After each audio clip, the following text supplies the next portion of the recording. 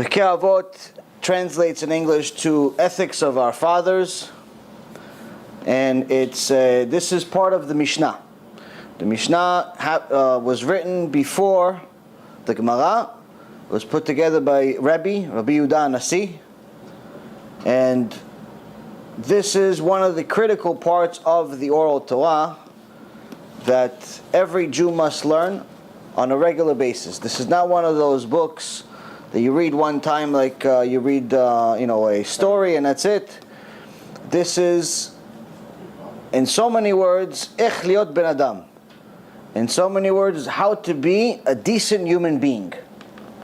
But not a decent human being by today's definition, because today's definition is very warped and very different than what the Torah's definition is.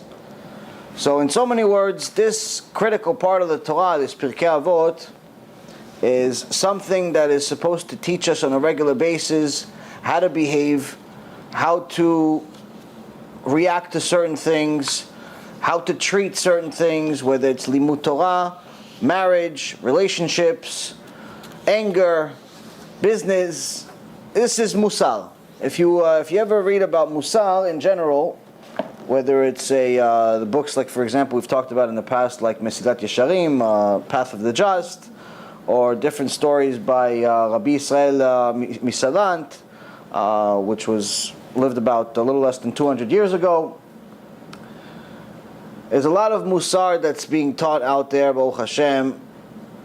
At least there's a lot of teachings, not necessarily much of it being taught like it used to be, but nonetheless, there's a lot of Mussar available, and everything has a source. Now obviously we have the 24 books of the Torah, the 5 books of Moses, and then 19 books after that. And then the oral Torah has different parts, and one critical part is the Mishnah, and this part of the Mishnah is called Pirkei Avot. So Pirkei Avot is ethics of our fathers. Now, Shlomo HaMelech, who obviously preceded the Mishnah, was the smartest man, the wisest man that ever lived. And he said in Mishle, in Proverbs, right in the beginning of Proverbs, chapter 1, Shma beni musar avicha ve'al titosh torat imecha. Hear, my child, the discipline of your father, and do not forsake the teachings of your mother. So here, Shlomo HaMelech is telling us that Mussar is something that if you want to be close to Hashem, you cannot run away from it. If you want to be close to Hashem, one of the most important jobs that you have in this world is to learn how to be a human being, is to learn how to be a good, decent person, but not a decent person, again, by your own definition. You have to look at the instruction set. Now there's several parts of the Torah. There's the written Torah, there's the oral Torah. And there's obviously many parts of the oral Torah. One of the critical parts is the Mishnah, which from there, the roots and the fruits of it is the Gemara.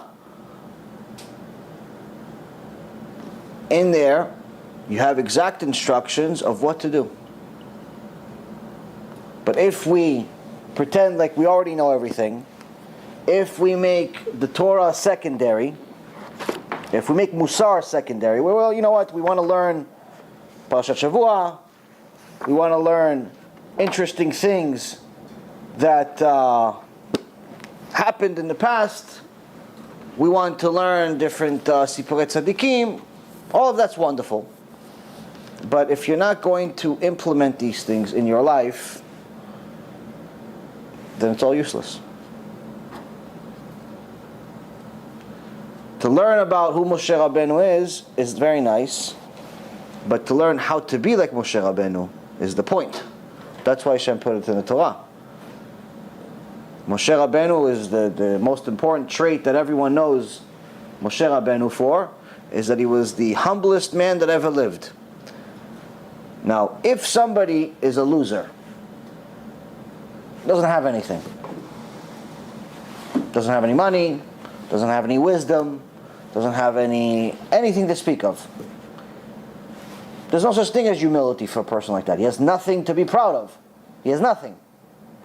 But if someone has everything, and he's humble, and he pretty much acts as if he has nothing,